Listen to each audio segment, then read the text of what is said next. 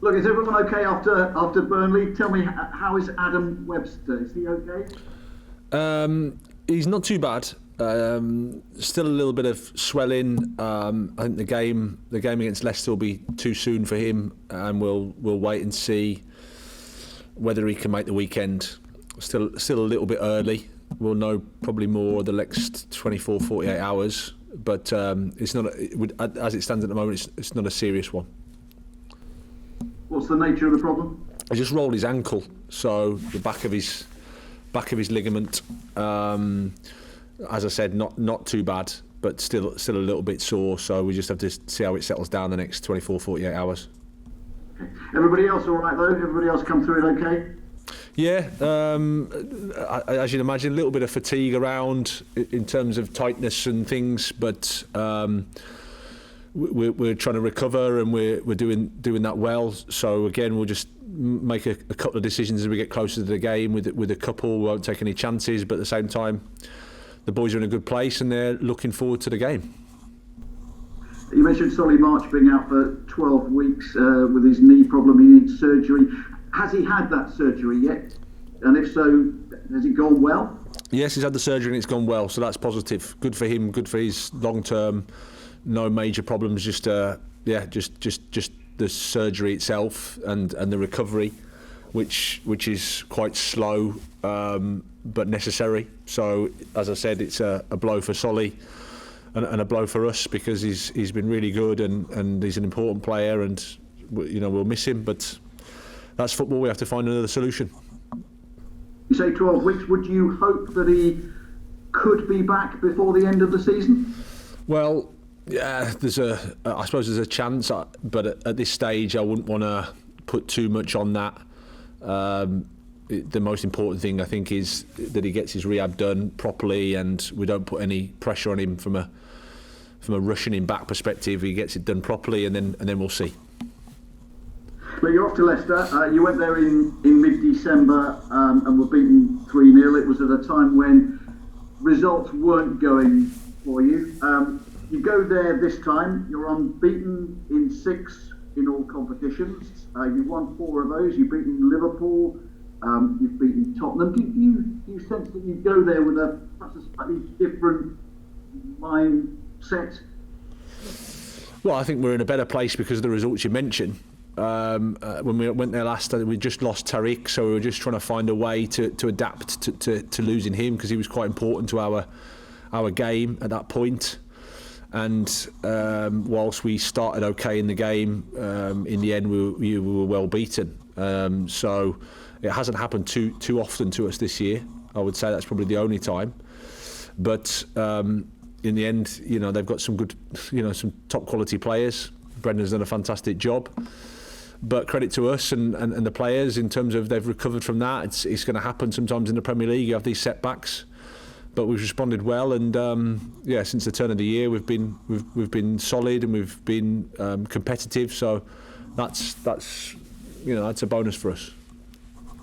With the way that results went at the weekend, you're now 10 points above the bottom 3. Do you sense you've got a bit of breathing space there? No, I don't sense any breathing space. I think in this league you've got to keep going all the time, not worry about the opposition, in terms of what the other teams are doing necessarily. You can't control that.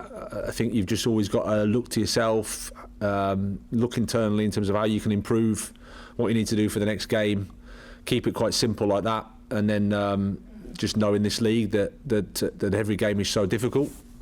And approach it in that way and try to get a positive result in every match. As I said, Leicester and the FA Cup this week. You mentioned fatigue earlier. The schedule has been pretty relentless over recent weeks. Do you feel that some players do need a midweek rest? Well, I think that's what we're doing now. We're making those decisions. I think, you're right. Since late December, it's been pretty full on with the Christmas, and you're into January and just a lot of games. But the good thing for us is the results have been positive, and it's amazing what happens when you're getting good results. How the fatigue doesn't seem to be so bad. All of a sudden, players want to play and they're enthusiastic and they're the chirpy around the build. Everything's easier when you win 4 matches. So we're certainly not complaining at the moment. We've had a lot of games, but we've had good results and we've had good performances. So we're looking forward to the next match. We'll try our best. We'll be ready against the top opponent, but it's the FA Cup and anything can happen, as they say. Listen, Michael Carbonic and Jacob Moder, I think, have yet to feature for you. Is this perhaps an opportunity for them? Well, they've been in the squads and they're at a stage where they're just adapting to us and their new life, which isn't so straightforward. So I think it's important that we're patient with them, not just them, but a few others that have come to us recently. Sometimes it happens overnight, and sometimes you need to be patient, and I think that's how it is. But they'll be in the group, they'll be in the squad, and again, we'll make that decision as we go.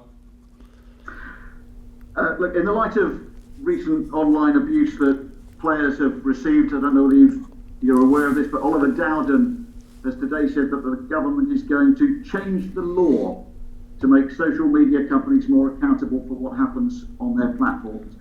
He says players must not be abused for doing their jobs. Is this a big step in the right direction? I think it is. I don't know. I'm not an expert on social media. I imagine it's quite difficult to police. The whole thing is it's quite easy to get onto them, and so therefore I guess you can create accounts relatively easily and say what you want and then get off quickly. But it's certainly a step. I think it's the right step because I don't think you can say these things in the street. So why should you say them on the social media platforms? I think that's right. I think the bigger problem is the fact that there is this racism and whatever forms of hatred out there, which if we want to change anything, we have to try to address at that source. But it's certainly a welcome step. It's not just players who are receiving abuse. Referee Mike Dean, who's in charge of your match against Leicester in midweek, has also received abuse and threats. He's reported it to the police, who are investigating. Do we need to feel for referees as well in all of this? Well, I think it's just, again, it's a reflection of the world we're in, sadly, in that it's not the kindest place sometimes, and it's incredibly unfair. I think, as you said, that referees are doing the job, players are doing the job, coaches are doing the job, whatever. But unfortunately, there's a platform where people can vent their hatred and their views. So I think that has to be policed. But the bigger problem is the fact that they think it's okay to be able to say that wherever. I feel for Mike because, as I said before, referees, they can get things wrong, but they're not doing it on purpose. It is what it is. It's part of football. It's part of the game. Mistakes happen, and you certainly shouldn't be abused for making those mistakes if they've been made. Thomas Sojek's red card was rescinded. Was that the right decision? Yeah, I thought it was, to be honest. I didn't see any intent to do anything wrong. So my call when I was watching it was it wasn't a red card. But there's some of our staff thought it might have been. So again, it's never quite so straightforward. That's the beauty of opinion and football. But I think my opinion was it wasn't a red card. Look, finally from me. You beat the champions Liverpool recently. Brighton's women's team beat the WSL champions Chelsea at the weekend. Came from 1-0 down to win 2-1, ending Chelsea's long unbeaten run. Have you been in touch with Hope Powell? I haven't. No, we haven't traded any secrets or anything like that. But it's a fantastic result for the women's team, and obviously for us as well. So we've had a good week. We need to keep that going. Graham, thank you. Wish you well. Safe journey. Cheers. Thank you. Nice to speak with you. Afternoon, Graham. How you doing? Hi, James. I'm well. Yourself? Yeah, really well, thank you. Graham, unbeaten in 5 in the Premier League, through to the 5th round of the FA Cup. You've spoken about it being a better place. How has it been a better place in recent times? Well, positive results, I think, help. We've had conversations, I think, where we've talked about our performances have been good, but we haven't got the results. And of course, whilst you don't get those, there's always a bit of pressure around and doubt, or whatever you want to say. But credit to the players, they've stuck at it, they've stuck with each other.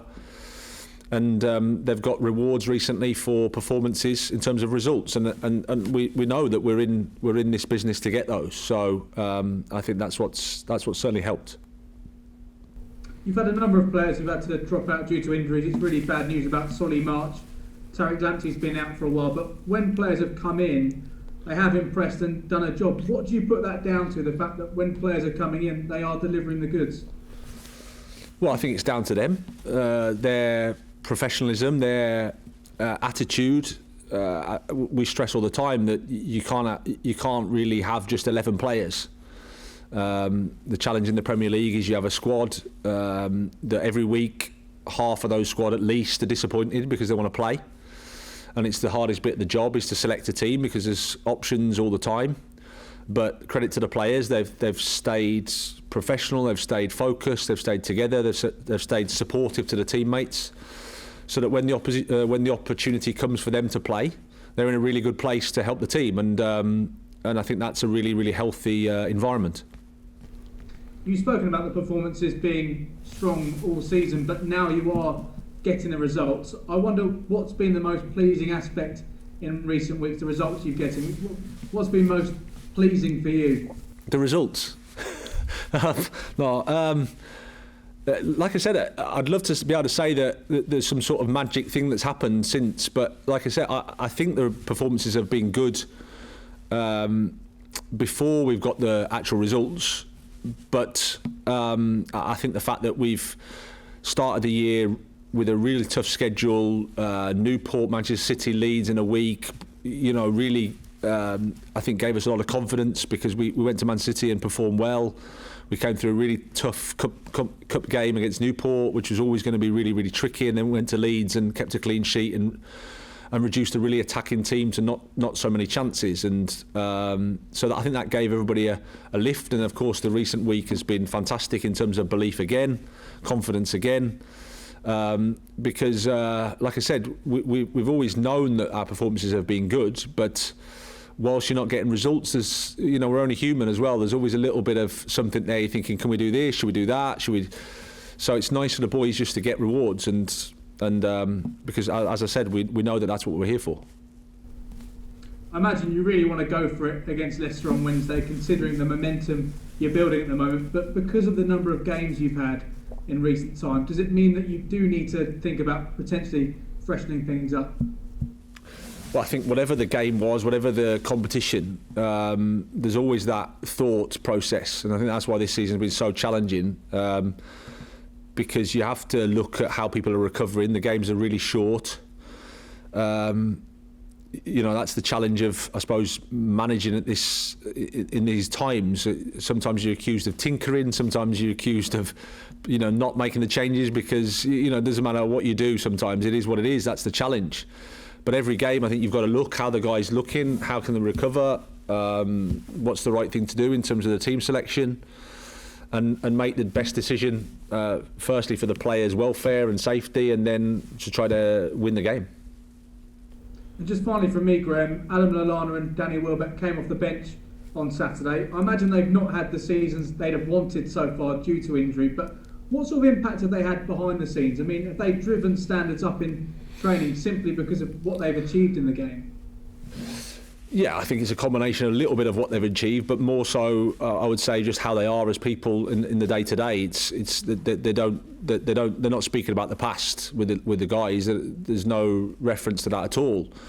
They're just trying their best every day in training. The standards are great. The way they communicate with their fellow teammates is top. So they're good people, good lads that want to help the team, want the team to be successful. And even if they can't be on the pitch, they're supporting the players that are on it. So, in that way, they're just incredible, role models. Brilliant. Thanks, Graham. Thank you. Hi there, Graham. There's been a fair bit of talk about fatigue. How aware do you as a manager have to be of the sort of mental exhaustion and any signs of that in the players? Yeah, I think we saw a bit of that at Turf Moor, if I'm being honest, because it's not just the game itself, it's the psychological impact, emotional impact of the games, 2 big wins. Then you've got the travel, we're coming back from Liverpool late, and then you've got to go again up to Turf Moor. So if there's any game that's going to bring you back down to earth, it's an away match in early February up in Burnley. So, yeah, but again, this is sport at the highest level. We're all facing this challenge, and it's a factor that we have to consider. It's a factor that I do consider. It can influence team selections, and again this is the information I have, and I suppose the people from the outside, our supporters, sometimes don't have that. They just see the game and that's what they would expect, but there's all sorts of stuff going on. The guys are human beings.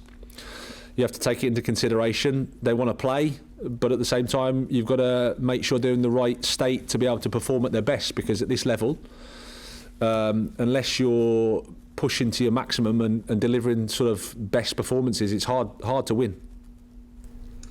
And 12 of the 16 teams remaining in the competition are Premier League sides. Does that maybe just show how highly regarded and respected this competition remains in this country? Oh, I think so. Yeah, I think so, and I think it's also reflective of the quality of the squads that the Premier League teams have.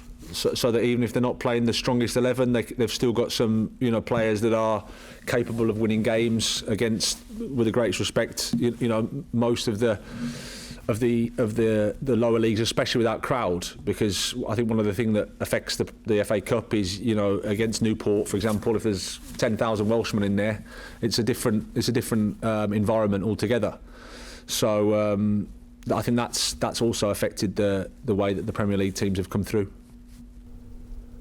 And just finally, in terms of you talk about changing in second string sides, and Leicester City, just talk us about them. I mean, third in the Premier League. Brendan Rodgers, despite the fact that he's had to change his side, they remain an incredible team at the moment. No, fantastic, yeah, and the Europa League as well. They've come through so they're having an amazing season. Brendan's he's a top coach.